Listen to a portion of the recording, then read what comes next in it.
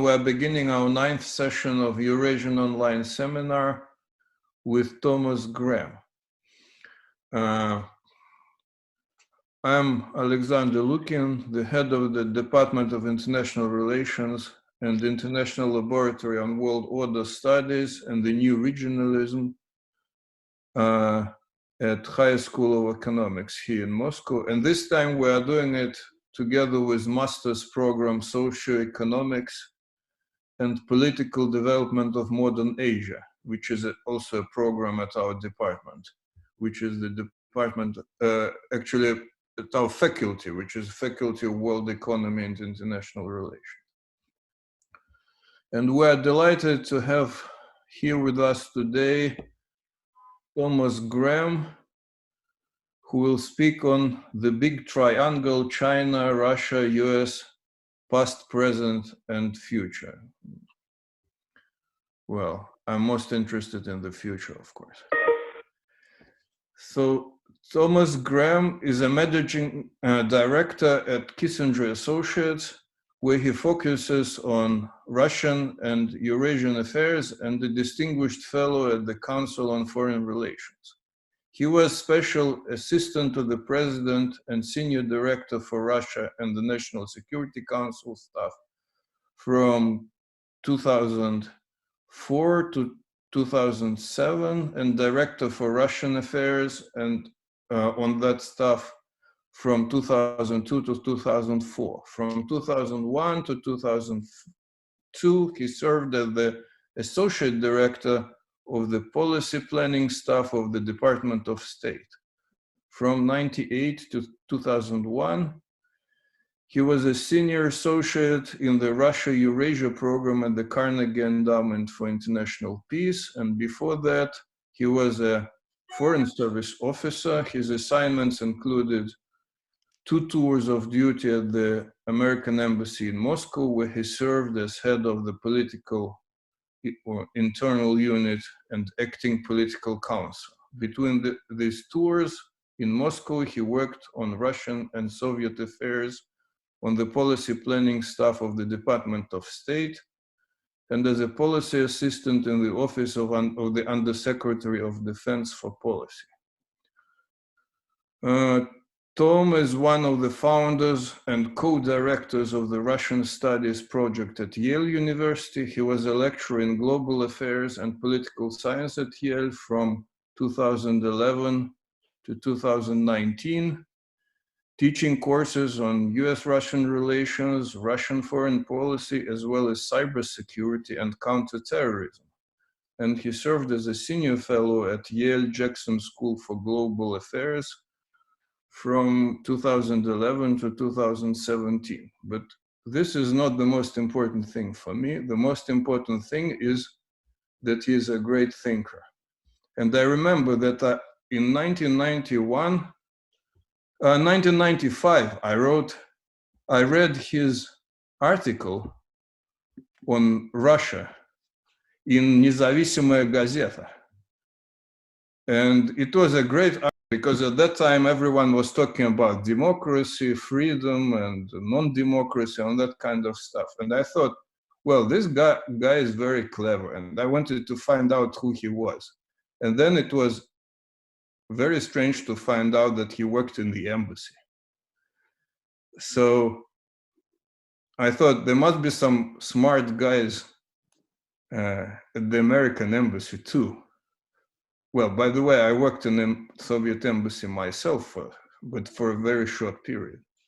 So, and after that, I used this concept. I wrote an article and even a book.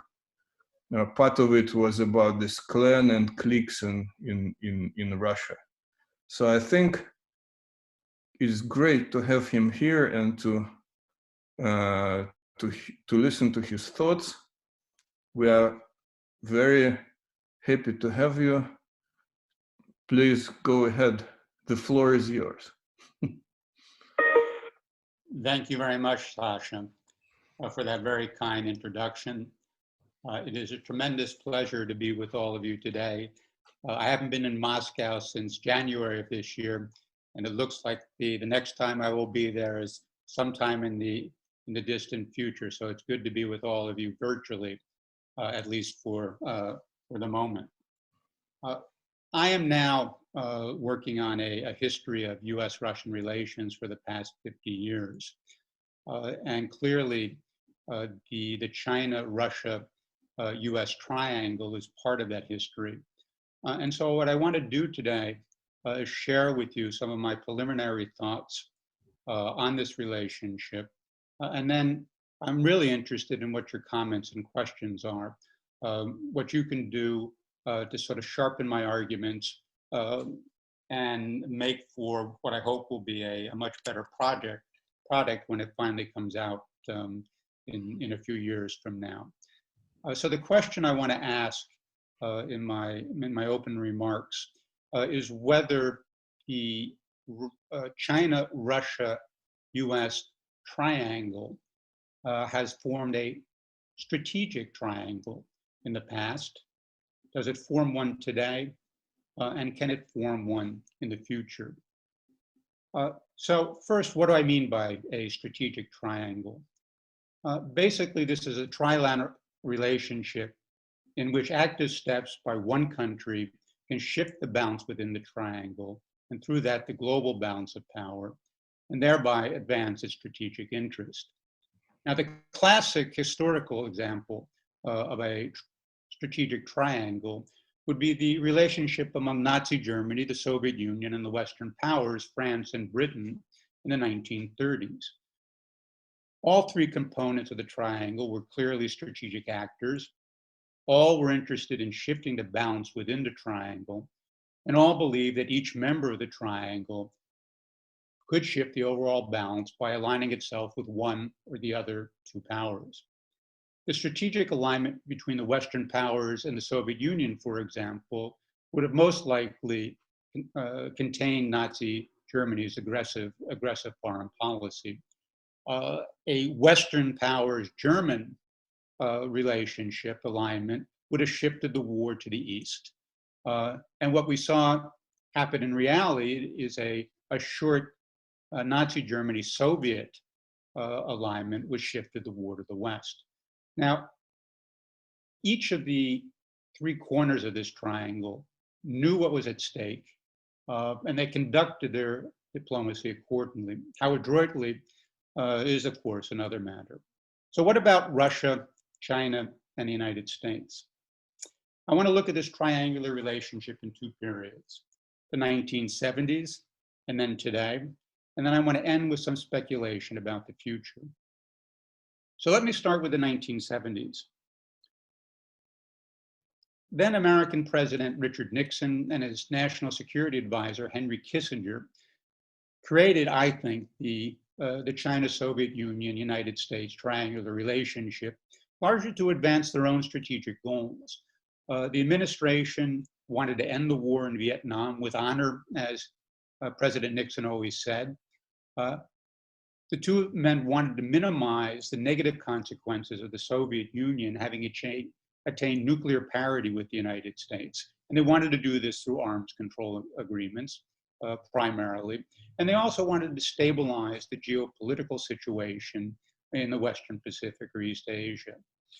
And the question was, how do you go about forming this triangle? And of course, the acute tension between Russia or the Soviet Union and China provided them with the opportunity.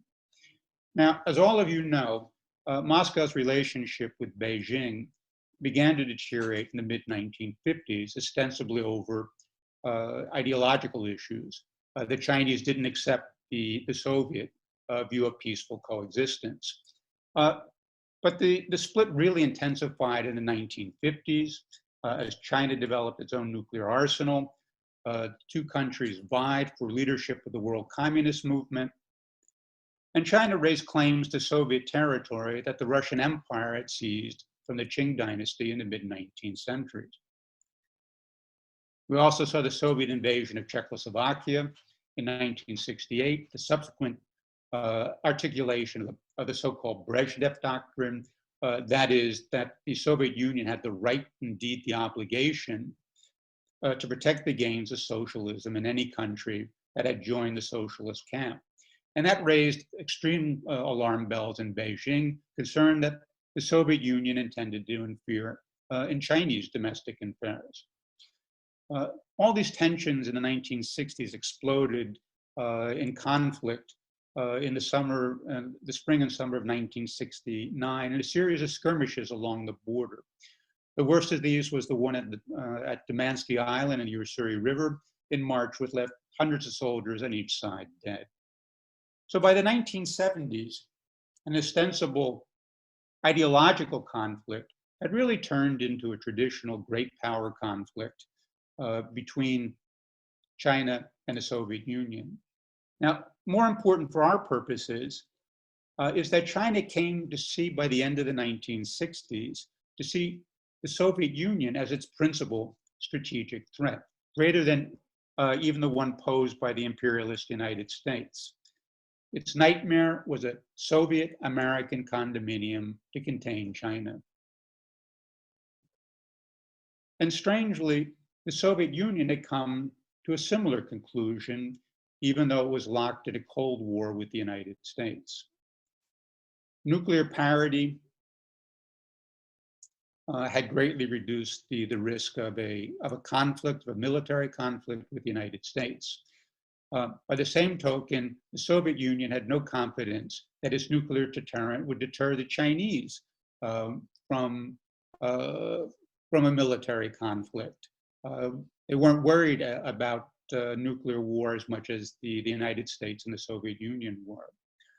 In addition, the Soviet Union and the United States had never fought a shooting war between themselves in history. And the Soviet Union had just had one with the Chinese over the various borders. So it came to see China as its nearest and gravest near-term threat, and its nightmare was an American-Chinese strategic alignment against it. Now, the strategic opportunity for the United States was obvious, and I think the question for President Nixon and his advisor Henry Kissinger was how you're going to exploit this. What was the best way to exploit this tension in order to advance American national interests? They quickly eliminated the idea of exacerbating tensions between the two countries. That would have risked a military conflict. Instead, there already had been one. And with the military conflict, the potential that it would escalate into a nuclear war. And that clearly would have catastrophic consequences, not only for the belligerents, but for much of the rest of the world. The second possibility was aligning with one country against the other. But Nixon and Kissinger decided that made no strategic sense.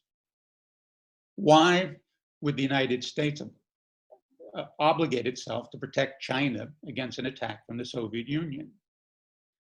Why would the United States want to align with its strategic competitor, the Soviet Union, against an inferior power when that power was doing things that were sapping the resources that the Soviet Union needed to deal with the United States? So what Nixon and Kissinger finally decided on was something that I would argue is a bit more subtle and required a much defter diplomacy.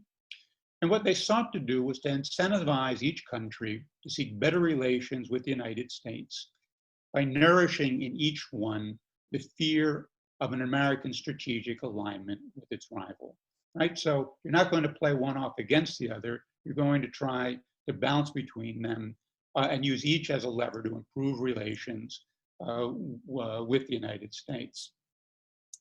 Now, to implement such a policy, the United States first had to establish relations with China.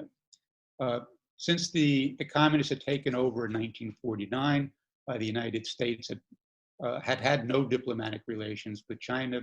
Diplomatic contact was very episodic. And so the first test, as I said, was to reestablish some sort of diplomatic relationship.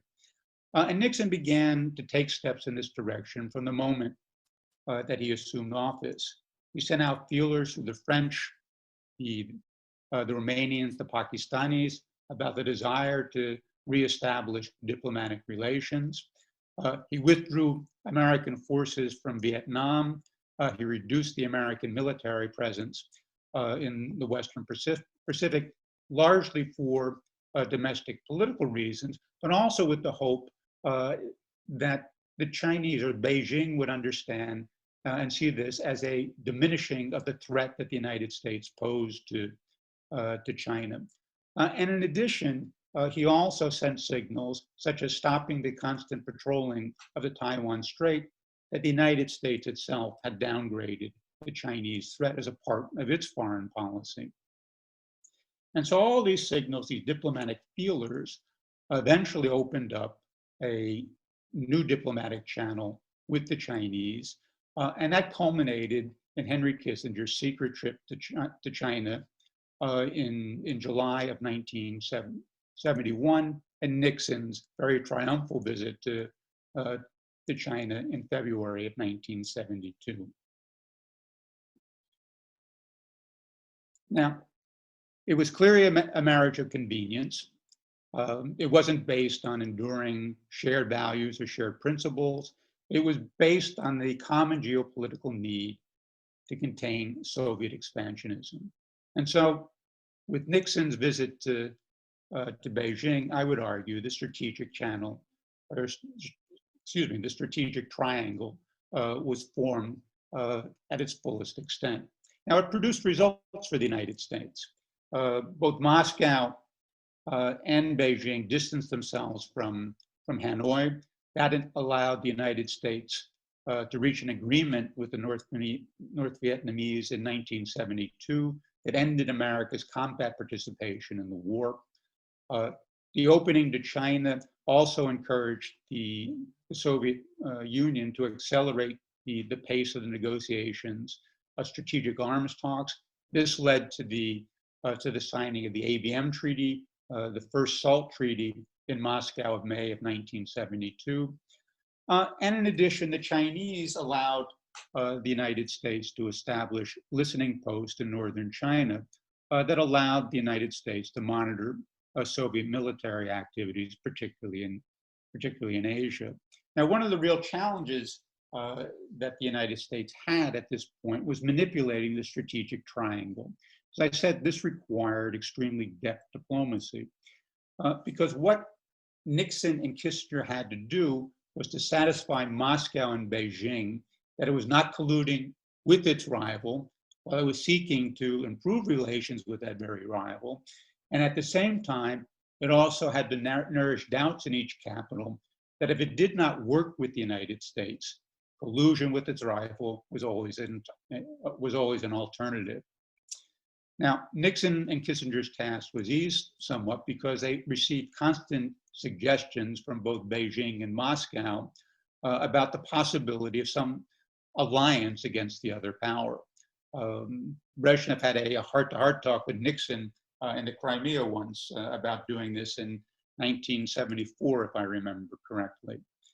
The task was complicated, however, on the other hand, by the domestic situation in the United States, the Vietnam War, the Watergate scandal that drove Nixon from office in 1974.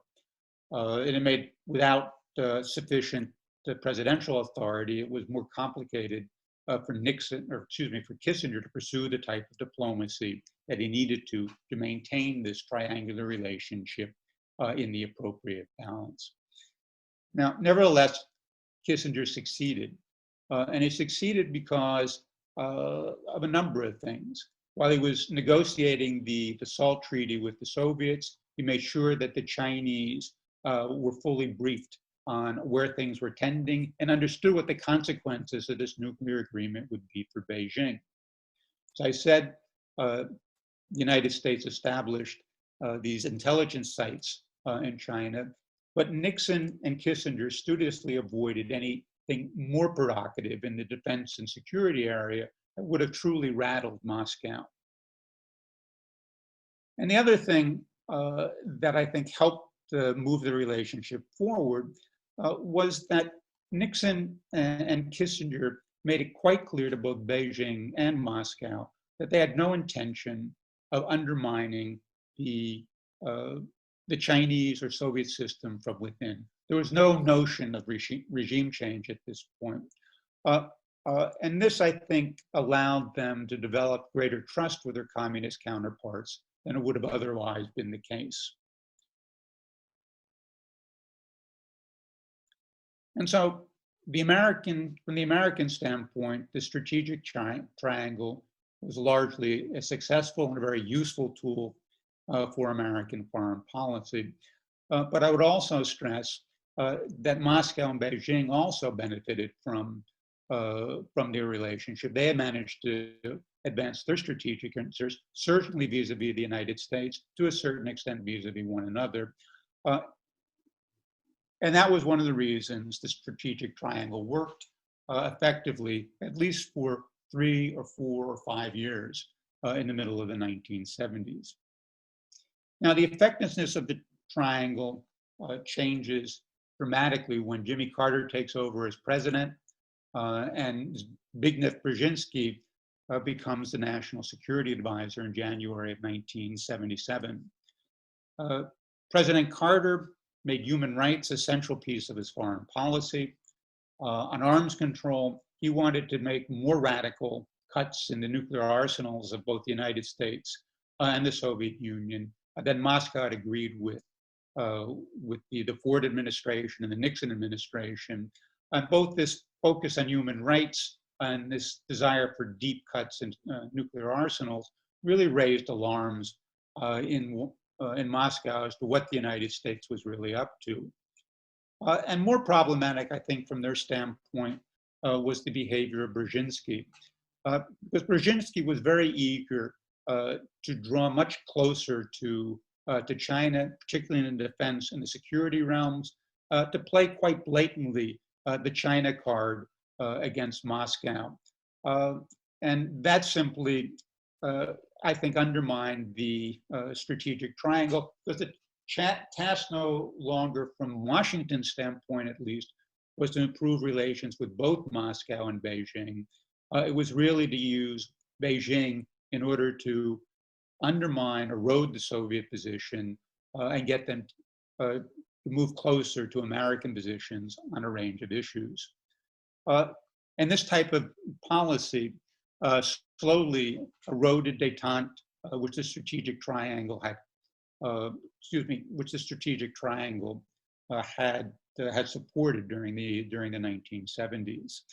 In the 1980s, the triangle becomes much less used to the three capitals, and it, for all practical purposes, ends in 1991 with the end of the Cold War, the breakup of the Soviet Union. There was simply no great power competition at that point, and no need for a strategic triangle. So that's the situation throughout the 1970s. We get a sense of how it was created, how it worked, and how it actually shifted the balance in ways that certainly were advantageous to the United States, from which both China and the Soviet Union can draw benefit. So what about today? Clearly, we've seen the reemergence of great power competition after the eruption of the Ukraine crisis in 2024. And this has revived talk about a China-Russia American strategic triangle in world affairs. Russia and China, as you all know, have drawn closer in strategic alignment to challenge American domination of the global order, to blunt America's separate campaigns against each one of them, and to establish a new global balance of power. Their trade and security ties have improved dramatically over the past 5 to 6 years. They're conducting joint strategic aerial and maritime exercises in critical locations in Europe and in Asia, and they actively coordinate their policies and positions in international organizations, notably the UN Security Council. So it's not surprising that there is much expert interest in this triangle in both China and Russia, and I would argue also at the official level. Nevertheless, from my standpoint, we haven't yet witnessed the resurrection of a strategic triangle. And that's largely because Washington has refused to acknowledge its existence as a matter of policy concern. Now, to be sure, there is a consensus in the United States that both China and Russia are strategic competitors. The most recent worldwide threat assessment issued by the American intelligence community in January of 2019 warns, and let me quote from part of that assessment.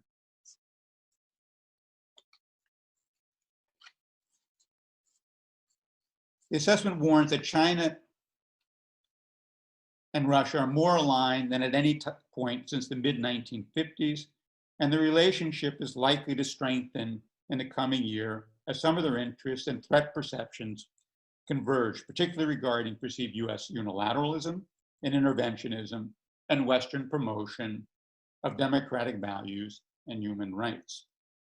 The competition with the United States, the assessment goes on to state, cuts across all domains, involves a race for technological and military superiority, and is increasingly about values. So that's the assessment of the US intelligence community. It's much different when you look at this from the policy standpoint, however. The US national security strategy, which was issued in December of 2017, has nothing substantive to say about Russia and Chinese cooperation as a threat to the United States. And the policy of the administration, I think you could argue, is really one of dual containment, which through sanctions and trade wars has actually drawn Russia and China closer together. And in a way that should be of concern to Washington, I would argue, but clearly isn't. It clearly isn't of great concern to American policymakers, and with rare exception, it's not a great concern to the expert community. Now, I would argue there are two reasons behind this position in Washington. And let me stress that I don't necessarily share these, so I'm simply presenting what I think is a view from Washington. The first, and perhaps the most important, is that Washington simply does not respect Russian power. It sees Russia as a declining power. Russia's recovery since 2000 under President Putin has really done nothing to change that assessment. Washington sees a country that has a stagnating economy, that's lagging technologically, and it doesn't see how it's going to revitalize itself in the near term. And so on the issues that are most important to Washington around the world, Washington sees Russia at best as a nuisance, not as a major threat. The second reason is that the United States government has real doubts about the durability of the strategic alignment between Russia and China. It looks at the soaring rhetoric that comes out of the summits between President Xi and President Putin, and doesn't really think much of it. If you look at the trading relationship, for example, to be sure, the bilateral trade between Russia and China has risen dramatically in the past few years, up to $110 billion in 2019 from about $65 billion in 2015. China has become Russia's major or leading trade partner, but by the same token, Russia doesn't even figure among the top 10 of China's trading partners, and the United States trade with China is nearly 7 times as large as its trade as China's trade with Russia. In addition, Washington doesn't see how the Eurasian Economic Union and the bridge and the Road and Belt Initiative can actually be harmonized the way Moscow and Beijing say they will be. The first, the Eurasian Economic Union, is protectionist at its core. the Belt and Road Initiative really is an ambitious project aimed at expansion and integration. Same thing we find on foreign policy. China has done nothing to support many of the initiatives of Russia, at least in Europe. So China hasn't recognized the independence of Abkhazia and South Ossetia following the Russia in 2008, and it hasn't recognized Russia's incorporation of Crimea in 2014. Washington also doesn't think much of the Shanghai Cooperation Organization, seeing it more as a talking platform than as a real forum for joint decision-making and joint implementation of policy. And finally, Washington believes that there are real limits to how far the Sino-Russian strategic alignment can go. And those reasons are based on historical antagonisms, the belief that Russia will never accept being a junior partner to China over the longer term, and also because of continuing and existing racial prejudices in both countries. Moreover, while both countries clearly are uncomfortable with the United States as a global leader, the view in Washington is that their own views of what the ideal world order should look like are not compatible. To put it in crude terms, Russia would like to see the emergence of a concert of great powers, similar to that one that existed in Europe in the 19th century.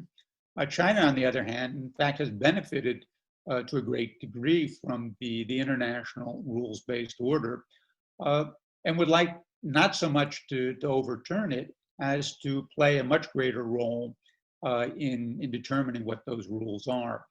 So instead of having a rules-based order that is led by the United States, it would like to see, we could say, an international rules-based order with Chinese characters. And then the final point here is that Washington has convinced itself that for both economic and security reasons, it's much more important to China than Russia is. And that therefore China is never really going to sacrifice its relationship with the United States in order to maintain a working relationship and cooperative relationship with Russia over the long run. Now, nothing that has happened in the past several months with the COVID pandemic, including the intensification of the competition between China and the United States, has done anything to shape the view in Washington about where China sees its long-term interest lying. So to put it in its bluntest form, Washington simply doesn't believe that Russia adds much to the challenge China poses to Washington on its own. Distancing Moscow from China, the cost of doing that really doesn't outweigh the advantage that the United States would achieve by doing that. And so for that reason, the United States sees no interest in shifting the balance in a triangle. It doesn't see the triangle as all that important in global affairs. In fact, it doesn't see much of a need to establish normal diplomatic relations with Russia at this point. If it's going to contain China, it's going to turn to its allies in East Asia, Japan, South Korea, Australia. It will work more closely with India and it'll work more closely with its European partners. But it doesn't see Moscow as an element in this broader policy. So I would argue that for this reason, there really isn't a strategic triangle. And that doesn't mean that Russia and China aren't depriving certain gains from their strategic alignment. They obviously are. And I've already mentioned a few of those earlier. But the point that I'm making is that this triangular relationship doesn't exist as a strategic one in global affairs. And that's largely because of the American position. So what about the future?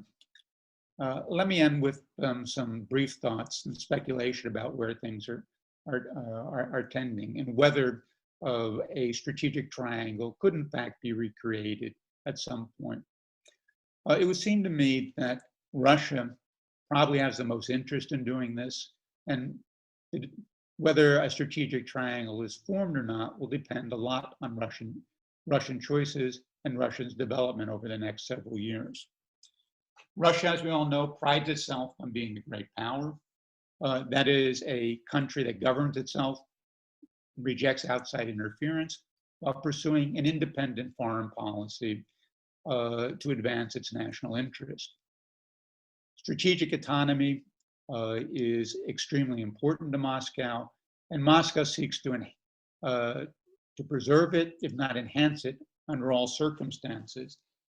And in this current environment, where we see this sharpening competition between Beijing and Washington, when many experts are talking about a return of bipolarity, I think the question is, how does Russia preserve its strategic autonomy? And the most reliable way of doing that, I would argue, is turning Russia into a balance between China and the United States. It does this by demonstrating that it can shift the balance between those two countries, and that each country, therefore, has an interest in maintaining good relations with Russia. So in a sense, the challenge that Russia faces today is similar to the challenge that the United States faced 50 years ago.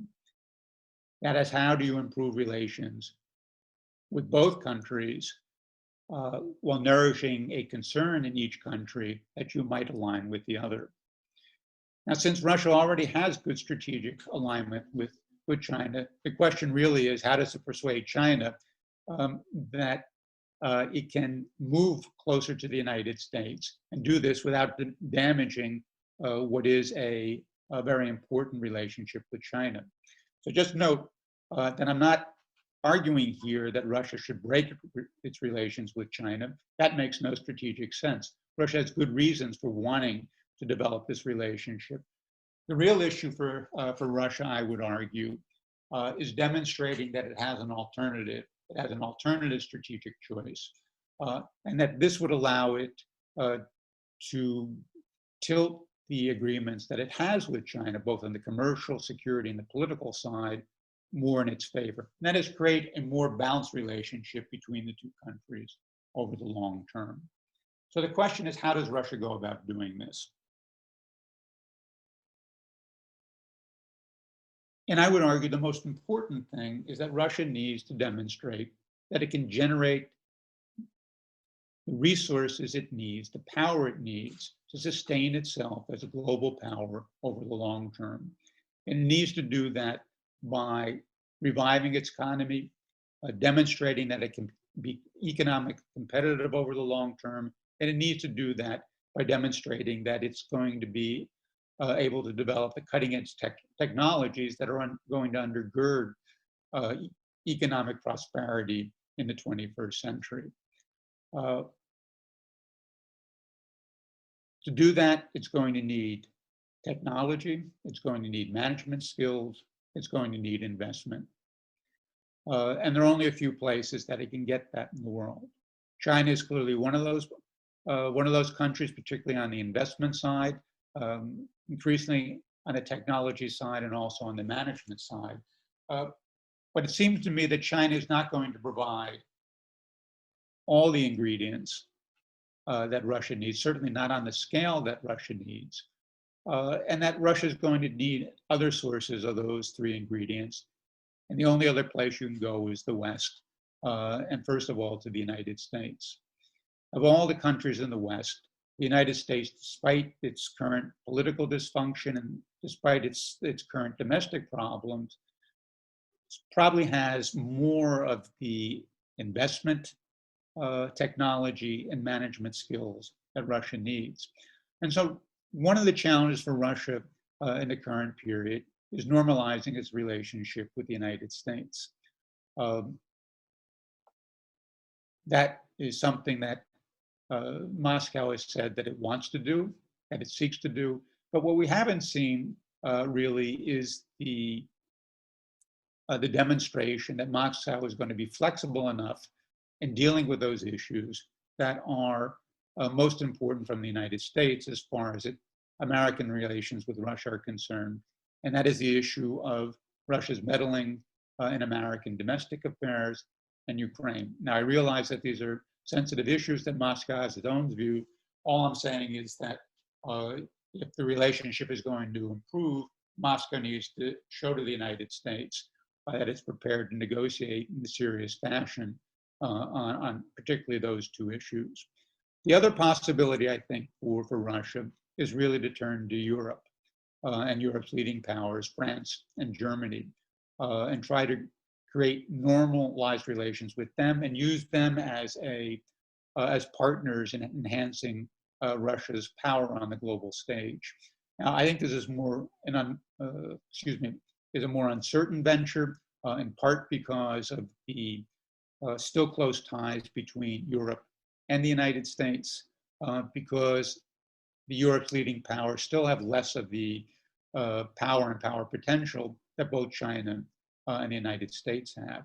But certainly it's a possibility, and the possibility, I would argue, would grow if Trump is reelected and continues to take steps on both the policy side and the rhetorical side that erode the transatlantic community.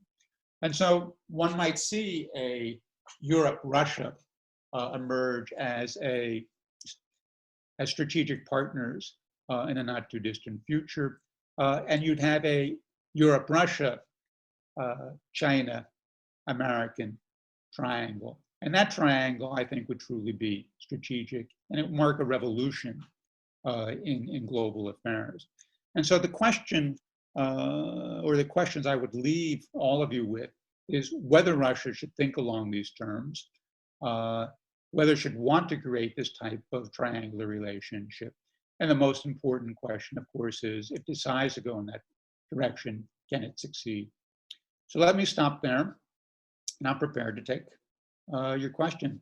And also, I'm extremely interested in what you might have to say in terms of the fundamental argument. So thank you very much.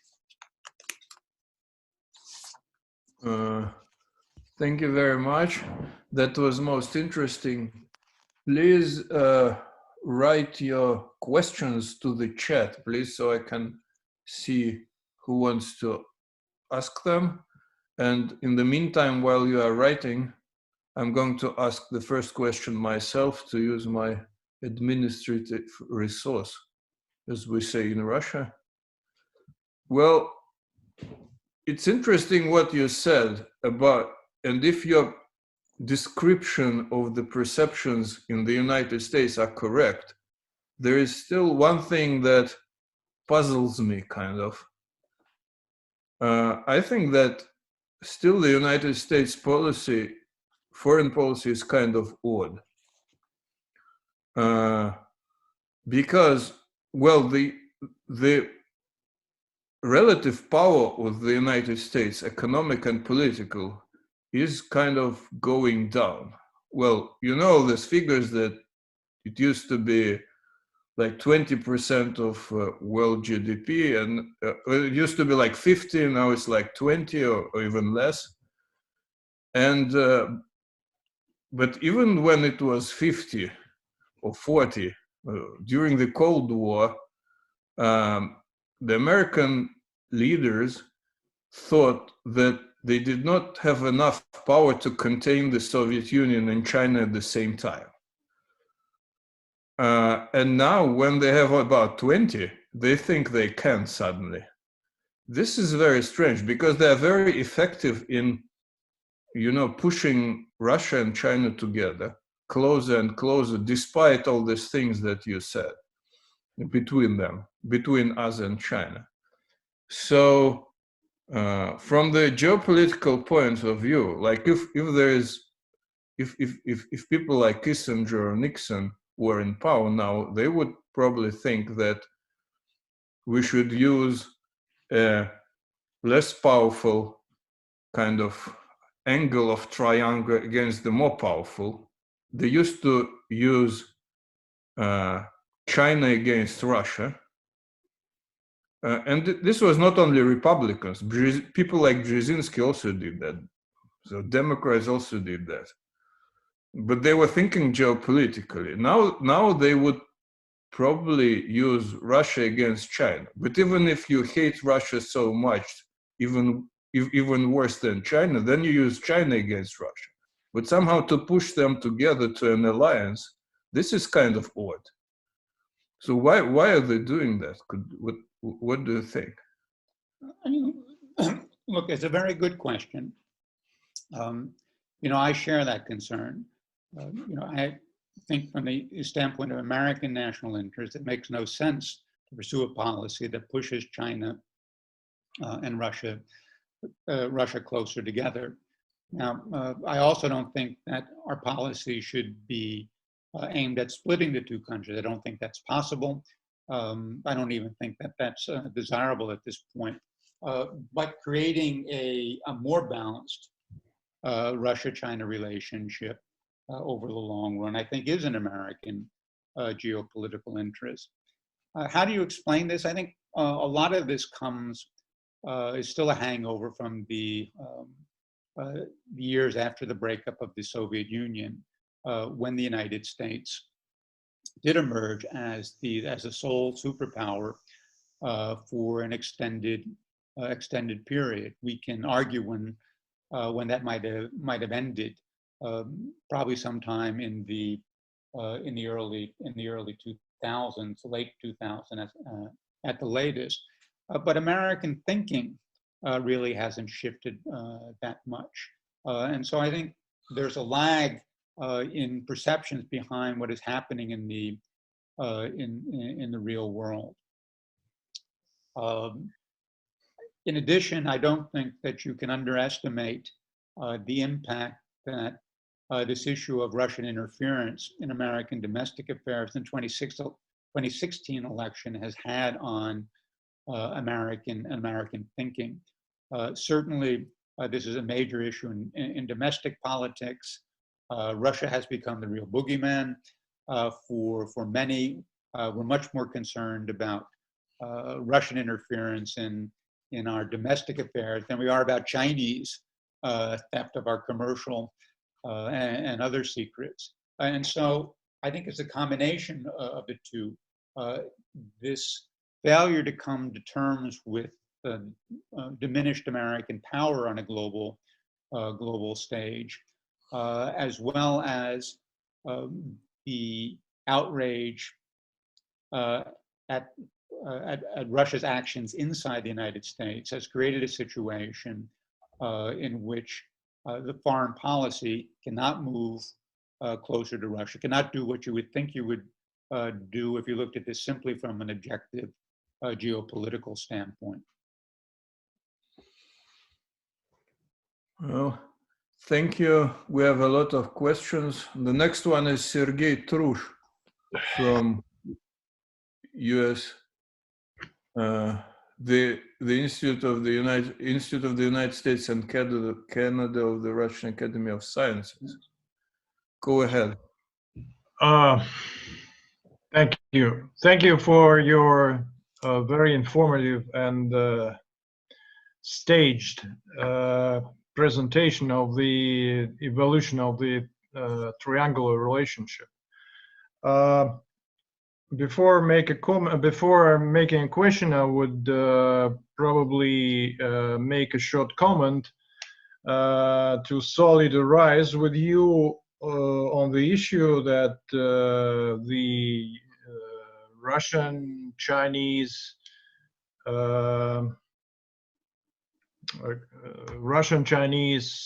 close relationship against the United States and the triangle is not stemming from the real and objective interests of Russia at this very moment. From my point of view, Russia's main problem in possible developing of the relationship with China is not a short-term, but more of the long-term coming into dependence of the economically vibrant and economically going up society and economy, if compared with the stagnating economically and very divided socially Russian society and polity. But at the same time, I would not be too much underestimating the efficiency and strategic might of the possible Russian-Chinese alliance, if this alliance eventually will be developed to a certain more closer stage. From the military point of view, from the geopolitical point of view, from many other perspectives, the the Russian-Chinese closer relationship in future would be quite a serious burden to U.S. strategic and geopolitical interest, I think. Let me ask you two probably short questions. I wonder how you understand this situation. First question is, to what extent do you think the Chinese political class and Chinese political establishment is united in understanding U.S. as a whole, in understanding the possibility of economic and overall competition with United States? And the second question, well, in the current debate over the coronavirus, that is becoming more and more acute in U.S.-China relations now, as we know. One of the possible American instrument of influence is the debt issue, the securities and those massive economic China's part in the United States debt. To what extent do you think this could be a real instrument in U.S.-China future sharpening of this crisis? Thank you. Thank you very much for the comment and the question. Let me start by saying that I agree with you on the potential might of a closer Russian-Chinese relationship. Certainly the relationship is already beginning to reshape relations throughout Eurasia, Central Asia, Southwest Asia as well.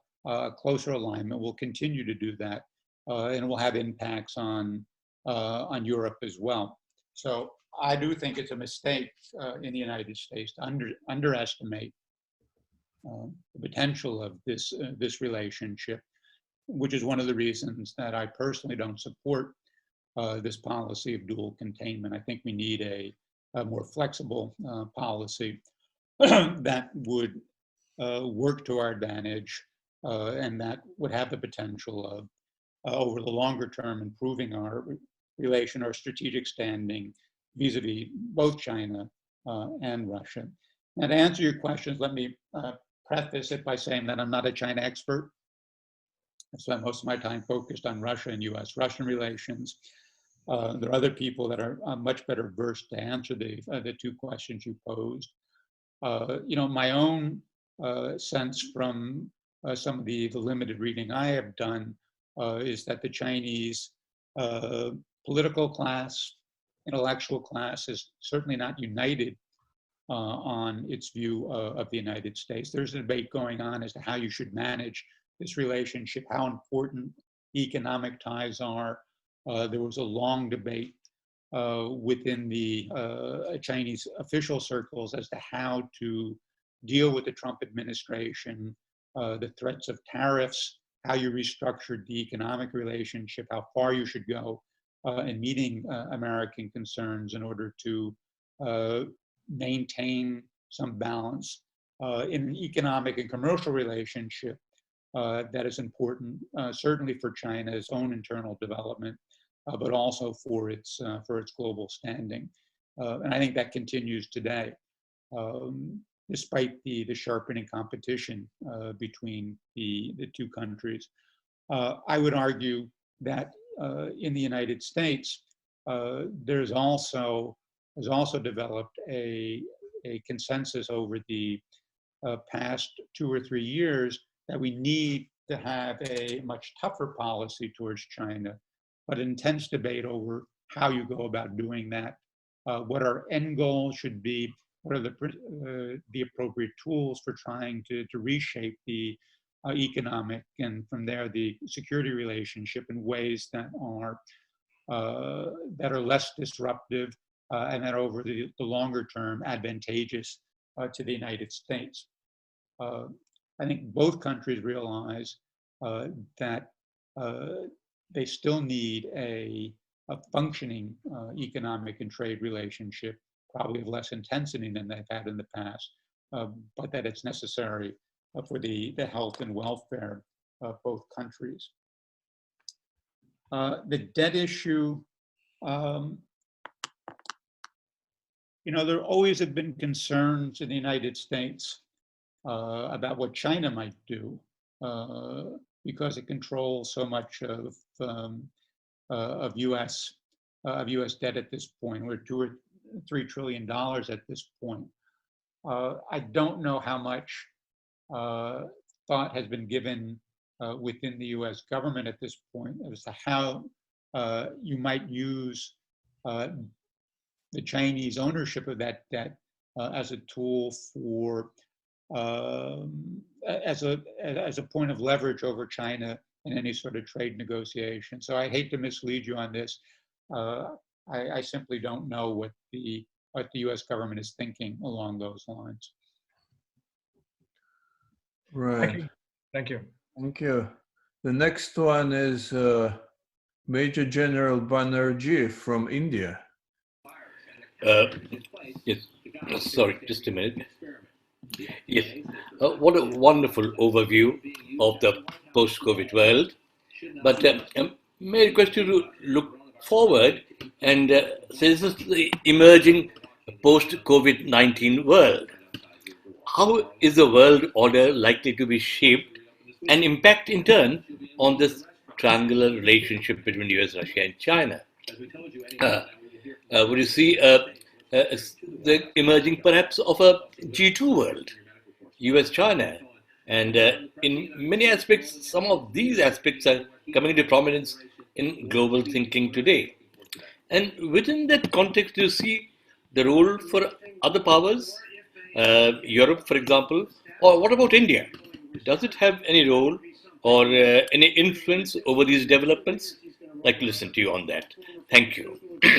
Thank you very much. Obviously, that is a very important question and one that has received a lot of focus in the recent past, and I think will continue because of the COVID pandemic.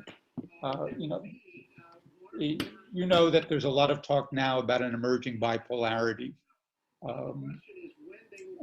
China and the United States clearly are much superior to the other powers in the world. And some people talking about whether other countries are going to be forced to pick sides in this conflict. My sense is that other countries don't want to pick sides. And this is particularly true of countries like Russia, India, America's European partners. They want a more balanced relationship. And there are a lot of things at play here. There are economic issues, there are security issues in particular. Those don't all necessarily run in the same direction. We've seen this particularly with America's East Asian allies who have and need very good commercial, economic relations with China, although they remain dependent on the United States for security reasons. So I really don't think we're going to see the emergence of a bipolar world, certainly not a bipolar world that resembles the bipolar world of the Cold War period, in part because the world is much more complex. The relationship between China and the United States is much more complex than the one between the Soviet Union and the United States. But we're also going to see other powers of slightly less potential also playing a much more active role. And if you begin to put these countries together, India, Russia, and Europe, interacting among themselves, you can have a dramatic impact on the relationship between the United States and Russia. So in a strange way, what you're going to see is the emergence of multiple triangular relationships, with the United States and Russia acting as the two dominant points of the triangle. And the question is, how many people will accumulate at the other point of the triangle, or how many triangles there will be. So it's going to be much more complex, in many ways, a much more complicated world system to balance. And it's going to require a much more active foreign policy. Now, just throw out one idea. It seems to me, if you're talking about Asia in particular, if I were looking forward, what I would try to do is develop a series of triangles. There's already a Russia, China, India triangle. How well that works, you know better than I. That ought to be supplemented by a US, India, Russia triangle. There's doing some of that at the expert community. We're probably doing that at the official level. There's an interesting American, Japanese, Russian triangle.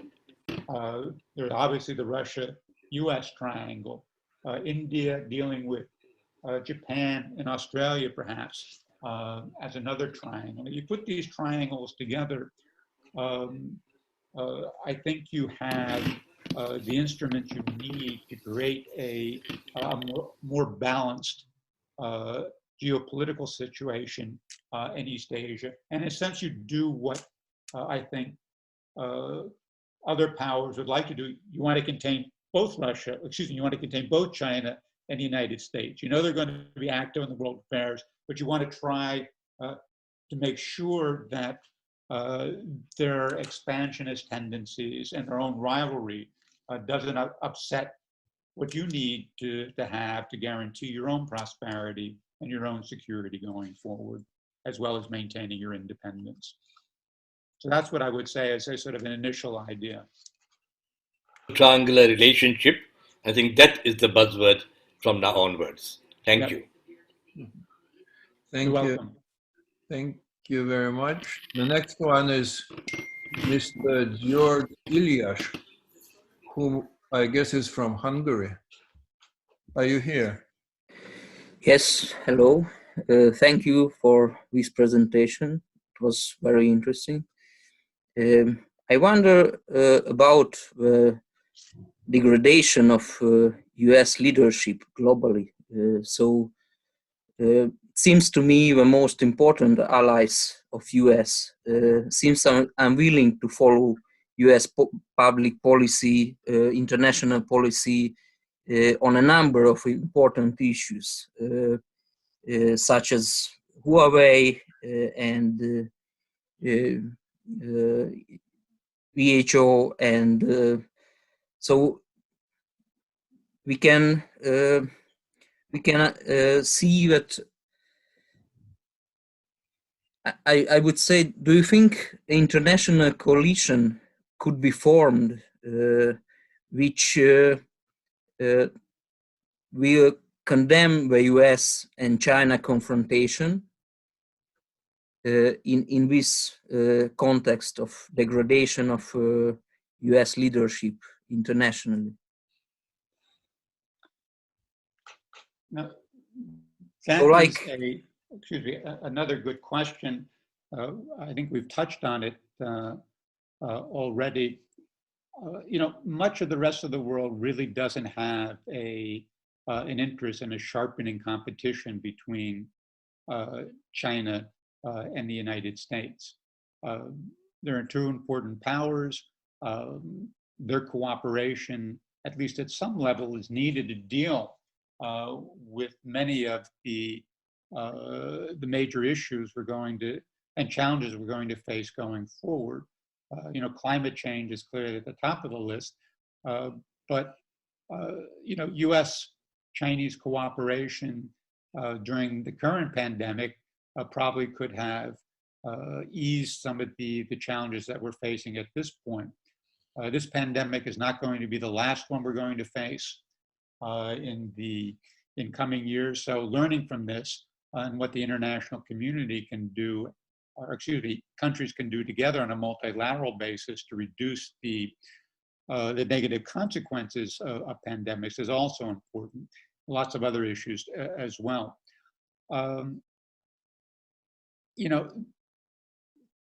That said, it's hard for me to imagine some sort of multilateral coalition coming together to condemn both the United States and China at the same time. I think you'll see, as I've already said, various countries come together in an effort to balance between these two powers and to expand their own room for actions on the global stage to maintain their independence. And I would expect to see more of that happening in the future. One of I think the interesting questions going forward is what's going to happen in Europe and with the European Union. We've heard calls from various quarters, most prominently from French President Macron for European strategic autonomy, or at least thinking in strategic terms. Chancellor Merkel a few years back talked about Europe's need to provide more for its own defense in response to some of the policies and statement from U.S. President Trump. If Trump is reelected, I think you're going to hear even more of this in Europe, and how Europe will react over the longer term, and whether it will begin to develop a unified foreign policy and defense policy that allows it greater autonomy. Not necessarily, again, not breaking with the United States, but certainly assuming a position where its voice has to be listened to much more attentively in decisions about security and other matters than it might now be in Washington, is a very interesting question. I would argue that it would be in Europe's interest to move in that direction. I think it would be positive for the United States over the long run. Again, that's not necessarily a universally held position in the United States, but having a European pole in global affairs that was effective would help stabilize, I think the global situation and tend to mitigate some of the consequences that we might face from a sharpening American-Chinese competition in coming years. Thanks. Well, the next question is from Alexander Zhebit, who is our colleague working in Brazil at the moment. Alexander? Hello. Thank you, Professor Thomas Graham, for your thoughtful and very frank overview of the topic proposed by the Higher School of Economics. A brief question about the future. What do you think of a possible Chinese participation suggested by the United States in the US-Russia strategic talks on nuclear weapons? First part of the question. And if France and the United Kingdom also take part, the second part of the question, following the non-clause of the Non-Proliferation Treaty. Thank you.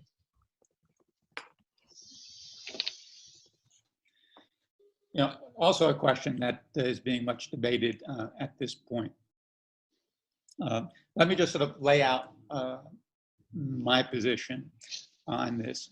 I think it's clear that the strategic environment has changed dramatically over the past decades, and so that the arms control regime that was built up over the past 50 years, largely around Soviet, American, and then American-Russian agreements, has really, in many ways, that architecture has outlived its use at this point. And it needs to be modified in some way to deal with a much more complex strategic environment where the nuclear equation has become multipolar, with the countries you've mentioned, plus a number of other countries, India, Pakistan, Israel, North Korea as well. And obviously they all have different capabilities in this area. But the advances in conventional weapons has created weapons that can have strategic consequences. The whole realm of cyberspace has become part of the strategic equation. Space much more important now than it was before. And so there's a need, I think, to think through what strategic stability looks like, how you would guarantee that going forward. The United States and Russia clearly have to be part of that discussion, but the Chinese have to be part of that discussion at some point as well. When, I think, is the interesting question. Trying to engage China in a renegotiation of the New START treaty, I think, is a non-starter.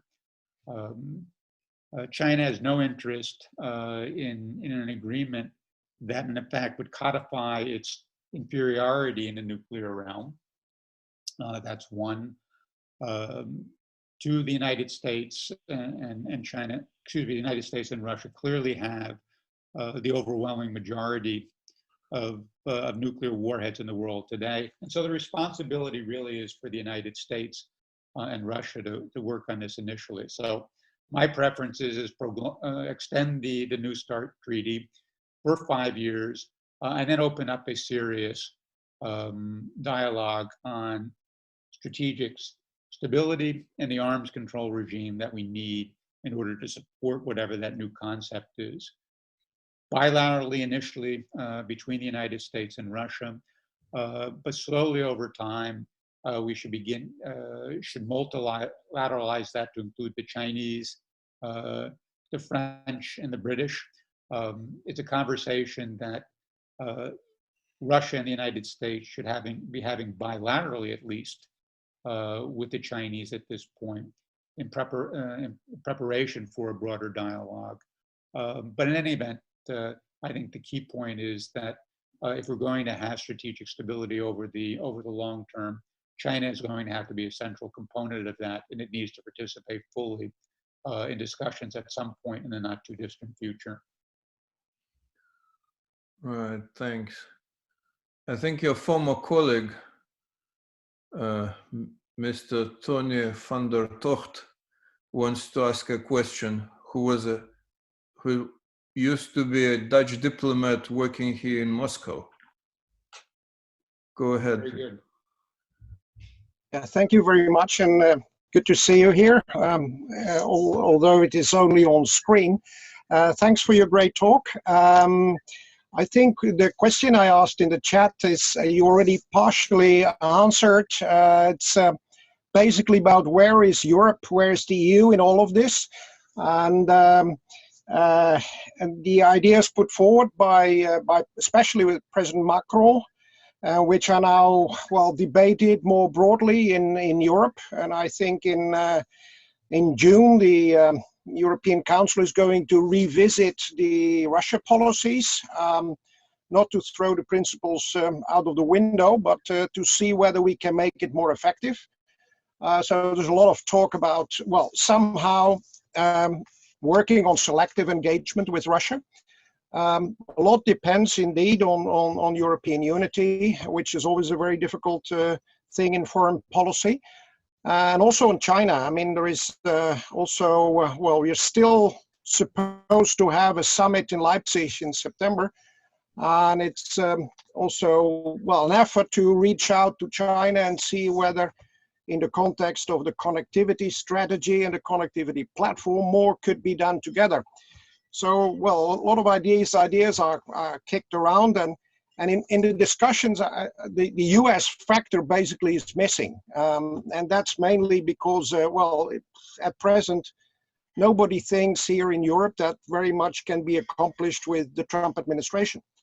So I think partly the success or failure of these elements also depend in a way on not only on the unity within European Union, but on who will be the next president. So do you think that a Biden administration will somehow provide more opportunities for transatlantic cooperation in this? So I think, well, Biden will also have, if I have read his article in Foreign Affairs well, I mean, he will also have a tough line on China. But will he be willing to, well, to work more with European allies on China, maybe also on Russia? I mean, yeah, Russia is still toxic in the US, as I understand. So I don't know whether there will be big changes anyhow, whether the one becomes, well, remains president or the other will become president. But I would like to hear your views on this. A very good question, and there are a lot of Americans that would like to know the answer to that question. First, that you know, I think a second Trump administration would be very much a continuation of the first. So I would see more stress on the transatlantic relationship, more questions about NATO. You know, there have been reports about the president himself questioning the value of the NATO alliance, at least in private conversations, asking what would happen if we sort of disbanded it. You know, I don't think we'll go that far, but obviously it'll be a much more difficult relationship than it has been up to this point. You know, President Biden would clearly want to restore the transatlantic community, you know, America's relationship with its European partners. You know, this is something that he has worked on throughout his career. He would be tough on China. I think that's absolutely true. So you know, and I stress, I mean, there is a consensus on China at this point, and it's amazing how rapidly that consensus congealed in the United States. So it's not only the political class that worries about security issues, but the business community has also shifted on China over the past 4 or 5 years. As I said, the debate over China is the tactics, the tools, instruments that you use, not on whether we need to be tougher with China or not. On Russia, it is not clear what direction Biden would go in. Now, you know, Biden, as you know, was very supportive of the Ukrainians when he was vice president. I think some of that will carry over into the Biden administration. I think, you know, initially the administration will be tough with Russia.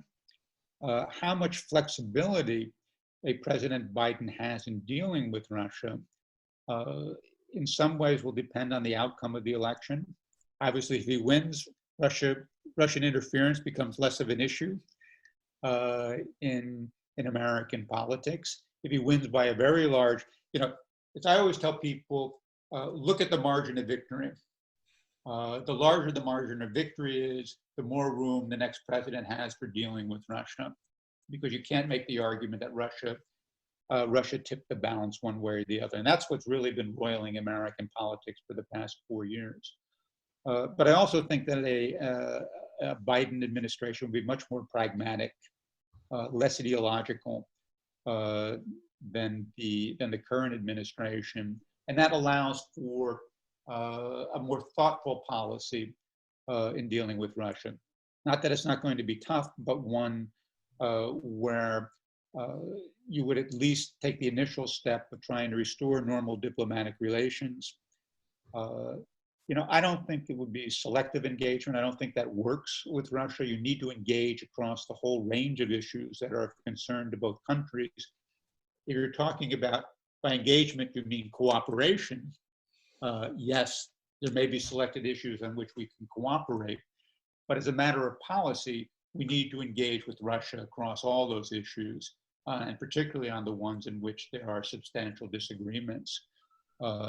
And so that we have a sense of what the red lines are, what the dangers are in that relation, so we can manage it in some way. So I think overall, a Biden administration would be better for the transatlantic relationship, for the relationship with Russia, and also for China. Now, the one factor here that I haven't discussed is, you have to take into account American public opinion, and that has shifted over the past year. I mean, no matter what you think of Trump, Trump did touch a chord in a substantial part of the American public. And I don't think that's a majority by any stretch of the imagination, but even a Biden administration is going to request that Europe provide more for its defenses. The NATO agreements on 2%, certainly that will be an issue. How much the United States, particularly in more straitened circumstances that will come out of the COVID crisis, can devote to defense when it has a rising challenges in Asia, elsewhere in the world. We're going to ask more of our European partners, and that's going to be true even if Biden is elected president. Thank you. Well, thank you. We have two more questions, like original ones, because you have answered most of others anyway. So the next one is from Olga Puzanova, who is our expert on Japan here. Could you switch on her microphone, please? No, not you, Alexander. Hi, thank you so much. It's switched on now. Okay. Thank you so much for your wonderful analysis. So, since you brought up the triangle of Russia, Japan, and the US, I was wondering if you could comment a little bit more on that as well. Thank you so much.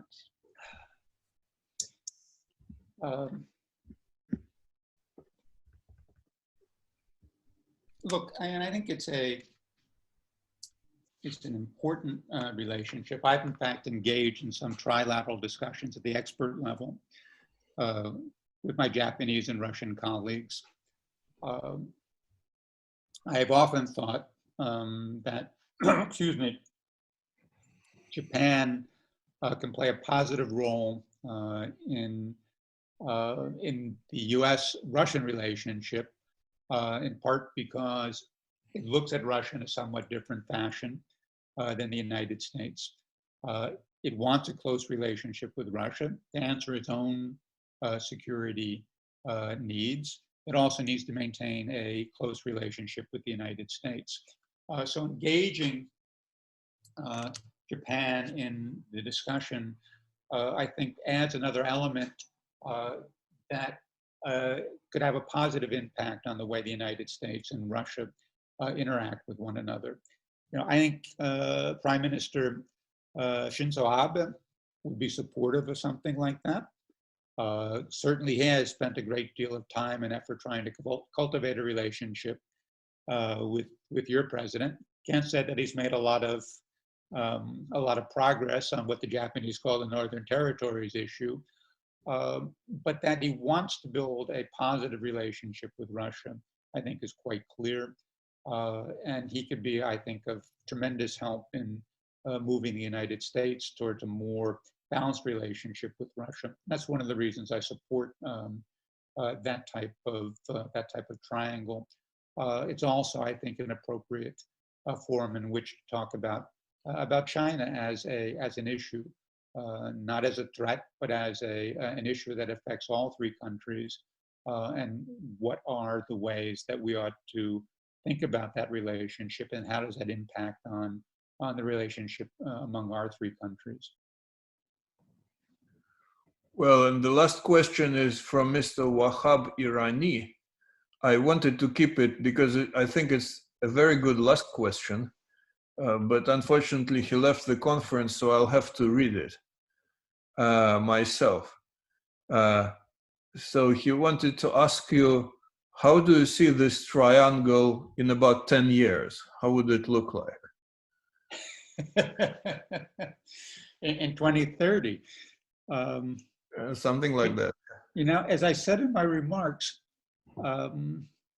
much of this depends on what happens in Russia and what path Russia takes over the next 10 years. You know, there are going to be significant developments in China and the United States during the decade, and there are a lot of imponderables. But I think there's enough weight behind Chinese economic growth that no matter what the ups and downs are, that China is still going to remain a significant economic power, and that its economy is going to be growing in impressive ways.